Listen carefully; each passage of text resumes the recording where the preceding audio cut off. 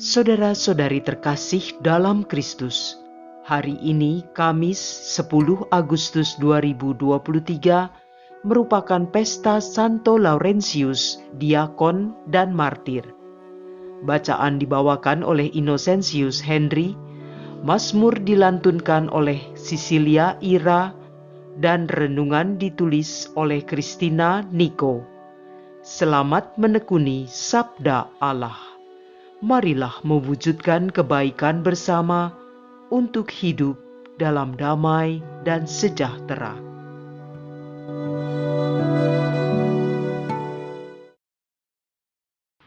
Dalam nama Bapa dan Putra dan Roh Kudus. Amin. Bapa, Engkau sungguh baik. Kembali hari baru Kau berikan. Hari yang indah, hari yang penuh berkat dan sukacita. Terima kasih Bapa, karena Engkau tidak pernah melupakan kami. Bapa, saat ini kami persembahkan seluruh akal budi dan kehendak bebas kami untuk kembali Kau ajar dan didik. Bantu kami agar bisa memahami pengajaran-Mu dan memperoleh hikmat-Mu. Demi Kristus Tuhan dan pengantara kami. Amin. Bacaan dari surat kedua Rasul Paulus kepada jemaat di Korintus. 2 Korintus bab 9 ayat 6 sampai dengan 10. Saudara-saudara, orang yang menabur sedikit akan menuai sedikit pula. Sebaliknya, orang yang menabur banyak akan menuai banyak pula. Hendaklah masing-masing memberikan menurut kerelaan hatinya, jangan dengan sedih hati atau terpaksa. Sebab Allah mengasihi orang yang memberi dengan sukacita. Dan Allah sanggup melimpahkan segala kasih karunia kepada kamu, supaya kamu senantiasa berkecukupan di dalam segala sesuatu, malah berkelebihan di dalam pelbagai kebajikan. Seperti ada tertulis, Ia murah hati, orang miskin diberinya derma, kebenarannya tetap untuk selamanya.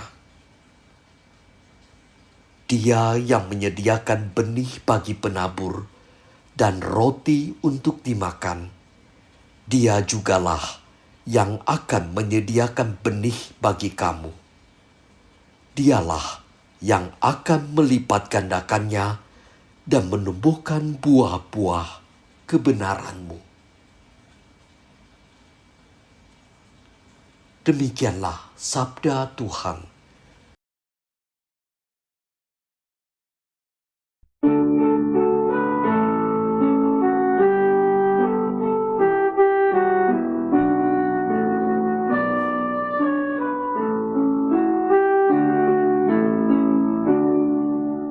Orang baik menaruh belas kasihan dan memberi pinjaman. Berbahagialah orang yang takwa pada Tuhan, yang sangat suka akan segala perintah-Nya. Anak cucunya akan perkasa di bumi. Keturunan orang benar akan diberkati. Orang baik menaruh belas kasihan dan memberi pinjaman. Orang baik menaruh belas kasihan dan memberi pinjaman. Ia melakukan segala urusan dengan semestinya. Orang jujur tidak pernah goyah. Ia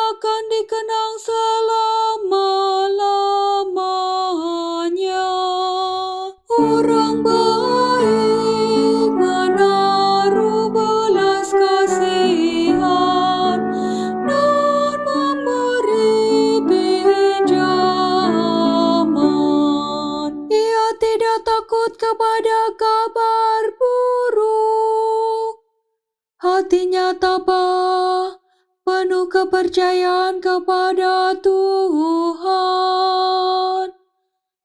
Hatinya teguh, ia tidak takut, sehingga ia mengalahkan para lawannya. Orang baik menaruh belas kasihan dan memberi pinjaman. Ia murah hati, orang miskin diberinya derma. Kebajikannya tetap untuk selama-lamanya. Tanduknya meninggi dalam kemuliaan. Orang baik menaruh belas kasihan dan memberi pinjaman.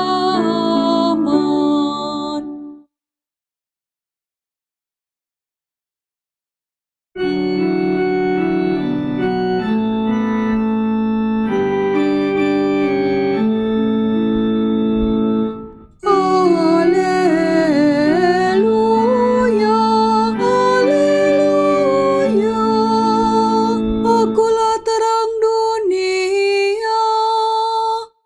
Siapa saja mengikut aku, ia tidak berjalan dalam kegelapan, tetapi mempunyai terang hidup. Haleluya, haleluya.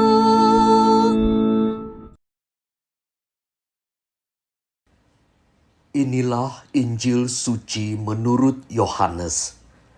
Yohanes bab 12 ayat 24 sampai dengan 26. Menjelang akhir hidupnya, Yesus berkata kepada murid-muridnya, "Jikalau biji gandum tidak jatuh ke dalam tanah dan mati, ia tetap satu biji saja. Tetapi jika mati, ia akan menghasilkan banyak buah. Barang siapa mencintai nyawanya, ia akan kehilangan nyawanya. Tetapi barang siapa tidak mencintai nyawanya di dunia ini, ia akan memeliharanya untuk hidup yang kekal. Barang siapa melayani aku, ia harus mengikuti aku, dan di mana aku berada, di situ pun pelayanku akan berada. Barang siapa melayani aku, ia akan dihormati Bapa." Demikianlah sabda Tuhan.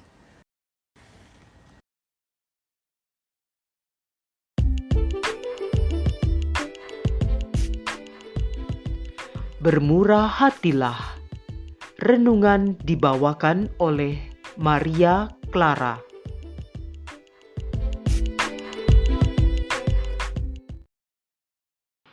Pernahkah saudara-saudari terlibat dalam sebuah organisasi?